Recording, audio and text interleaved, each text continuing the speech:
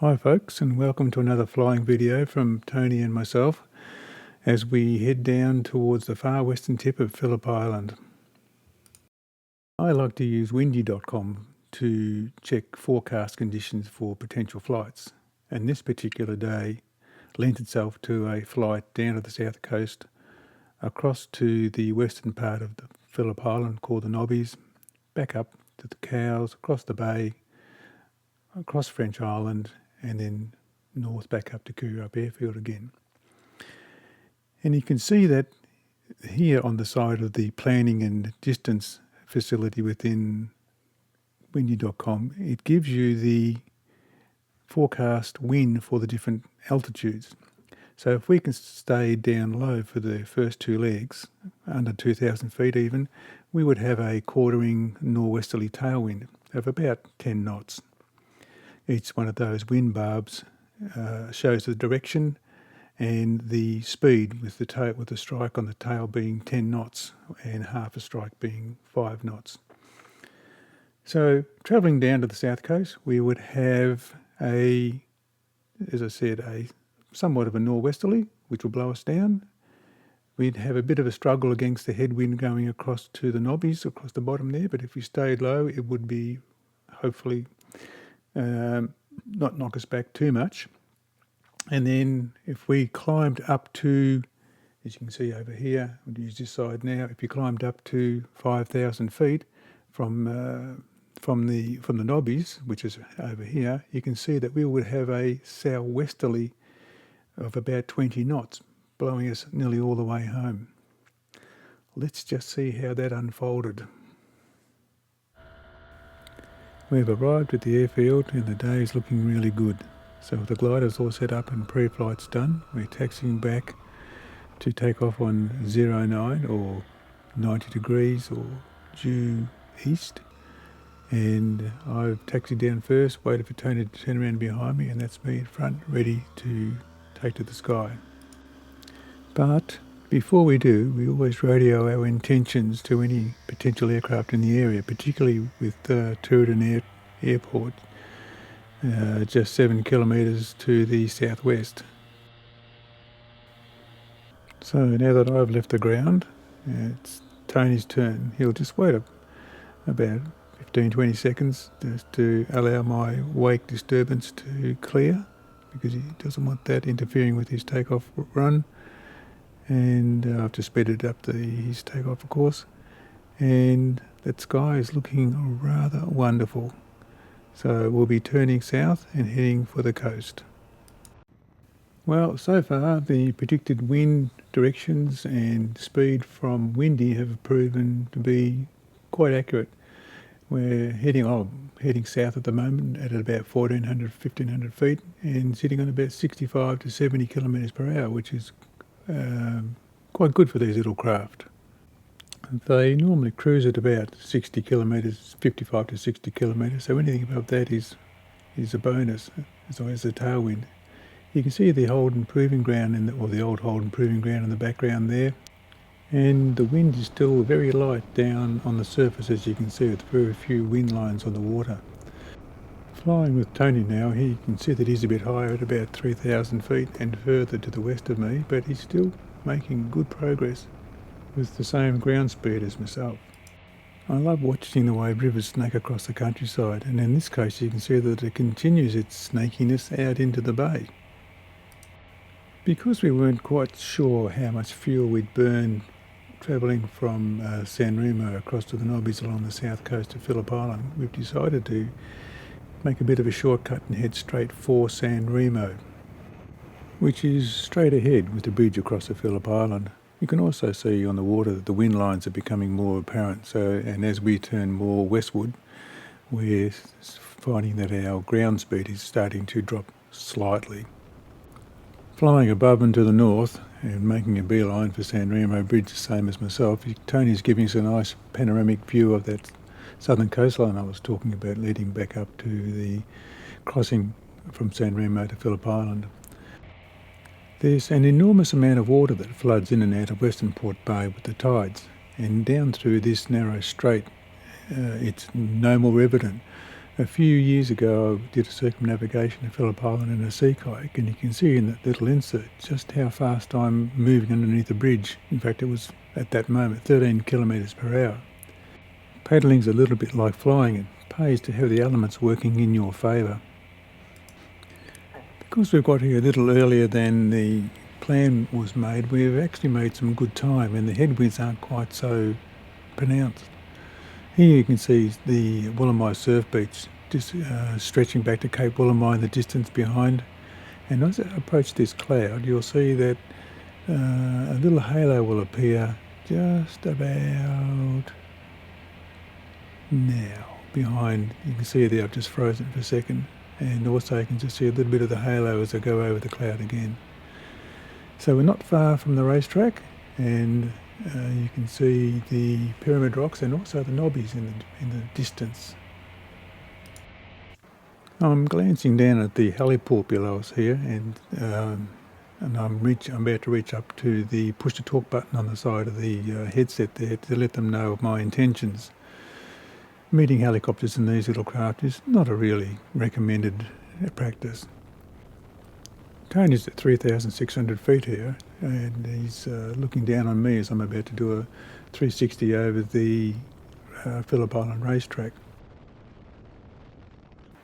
That's the mainland just to the north with HMAS Cerberus Inlet just visible above my arm as I'm about to do a 360-degree turn over the racetrack.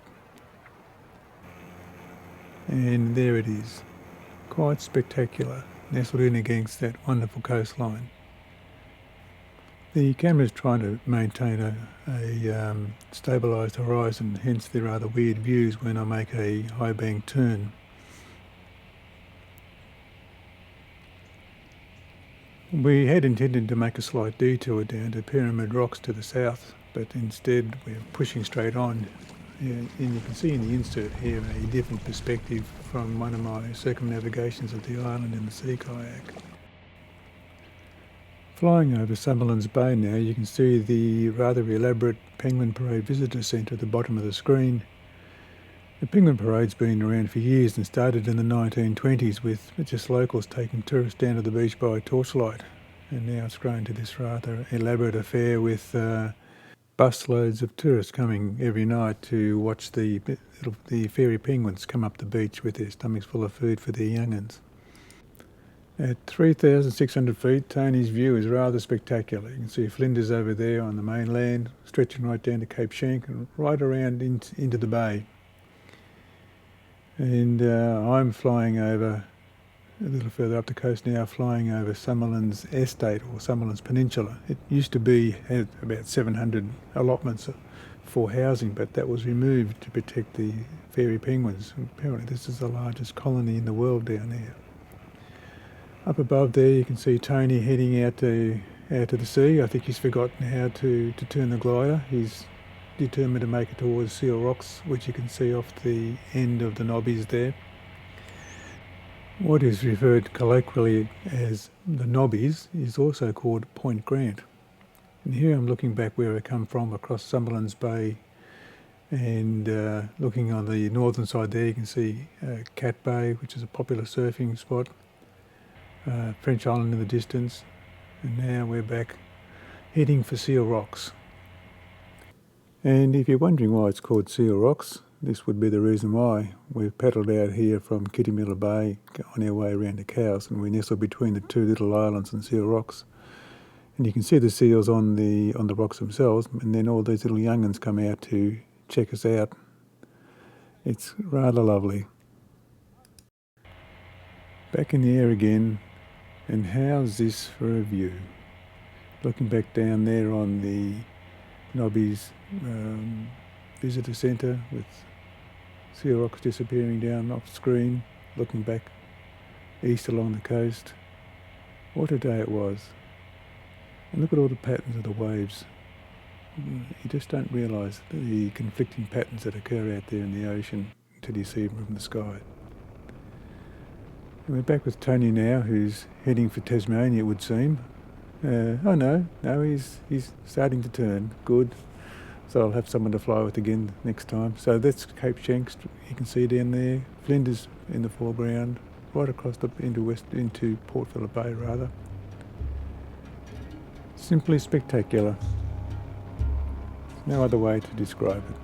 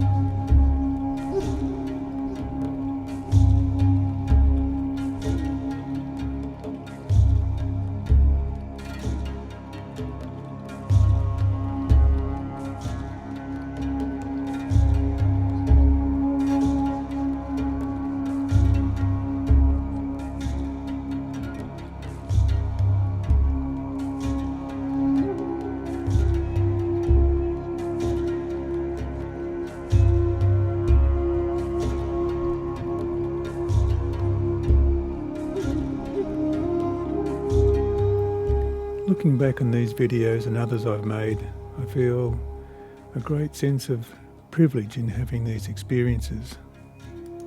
And I'm also reminded of the value of living in the moment and making the choice to take the responsibility for the way I think, feel and act.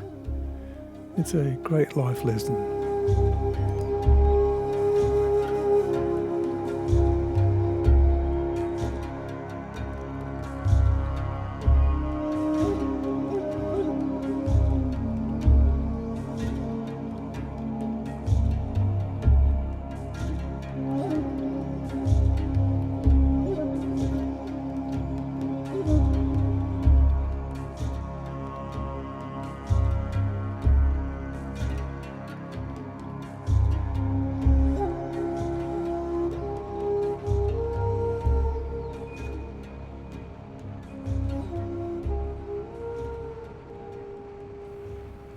Since the turnaround at the Nobbies, we've been steadily climbing to make the most of that tailwind, and sitting here at 5,000 feet heading for French Island, we've got a ground speed of around about 100 kilometres per hour or more.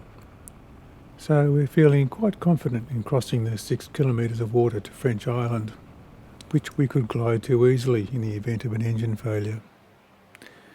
Here Tony and I are heading out across, probably halfway across the bay to French Island now, and I thought I'd just move over a little bit closer and get a bit of a closer shot. And this is where radio communications are essential, so I can tell Tony to hold his line and I'll just cruise in, go over there and have a closer look at him. The wide-angle cameras always make things look further away than they are. Visibility was marvellous today, and we can see behind Tony the coastal beach leading down to Cape Patterson and also around to the sandy inlet at Inverloch. That's 50 kilometres away. So here we are approaching midpoint, or not quite midpoint of French Island, still climbing and not far off 6,000 feet now, enjoying the wonderful, wonderful views. Normally we would turn more east and fly across to the mainland there at Stockyard Point. But today we were so high, we elected to just keep flying and make the crossing onto the mainland just a little south of Kuirup. It's obviously low tide down there in the northern waters of French Island. Not something that would be easily negotiated. In fact, I think boating is verboten at low tide around there. So from here we could actually quite clearly see the airfield of Kuirup, which was some 10 or more, probably 15 kilometres away still. And now I'm realising that I've got so much height to lose. I've got the bar pulled in a fair bit, engine back to idle, and I can see the airfield ahead, and I'm thinking, I might have to do a couple of S-turns or take a wider route to get to it, just to get down. The air was quite buoyant and still amazingly smooth. So here I am now approaching the airfield, and I'm going to have a really good look at the windsock to see if there's any particular wind direction, and there was some gentle breeze from out of the west, so I've elected to land on 27, which is 270 degrees, or the westward runway. I've now entered the pattern. We do a downwind, base and final pattern, so I'm keeping a good eye on that runway, judging my height, and now I've turned on to base here. Oh, it's a little bird going across the front there, and there's the airfield ahead.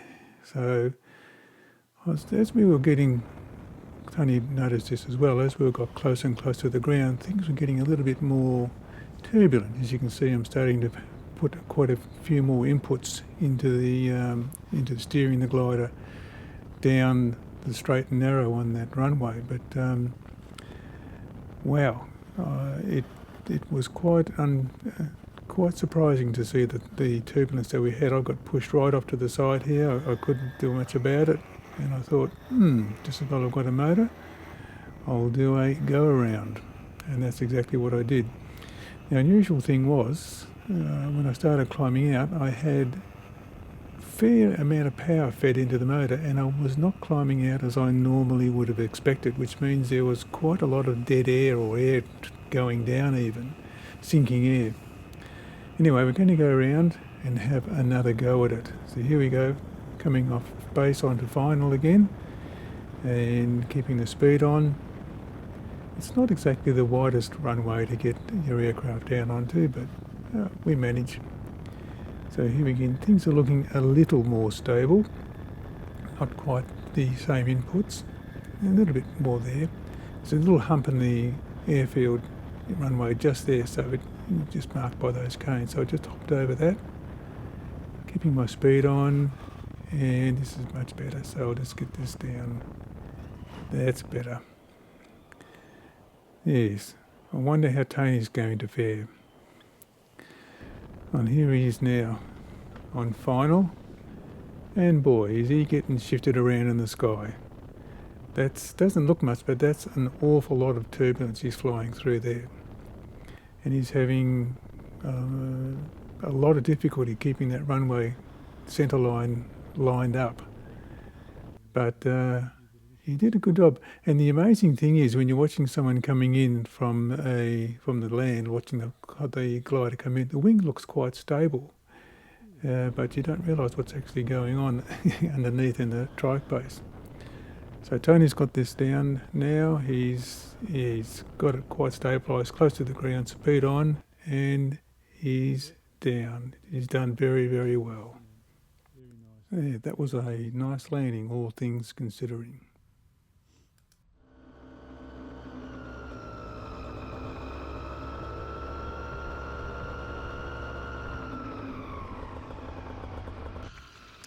Looking at that windsock, you wouldn't believe there could be so much disturbed air just so close to the ground. In fact, shortly after this, quite a stiff breeze, relatively stiff breeze came in, and at one stage nearly blew Tony's trike over. It was just rather good fortune that we were both standing under the wing at the time and grabbed it.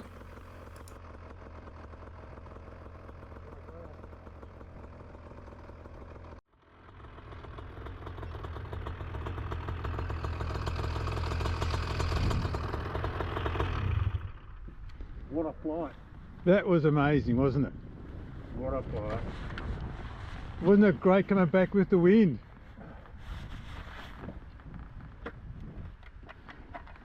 At 5,000 feet, it did what it said Windy said it was going to do. Exactly what it said it was going to do. That was really, really satisfying. Just the views over there. I got quite thrown around on the way in. Oh, so did I. I could see it. Yeah, it was. As soon as it got down to about 500 feet. Yeah, below that it was quite murky. Yeah. Yep. Exactly the same. So it just shows us. In fact, I kept power on because I thought, well, I'm going to go around. Yeah, I thought you might have. I was getting all over. I was getting shoved everywhere. Yeah. Very good. Happen. Very, very good. Oh, that was a great flight.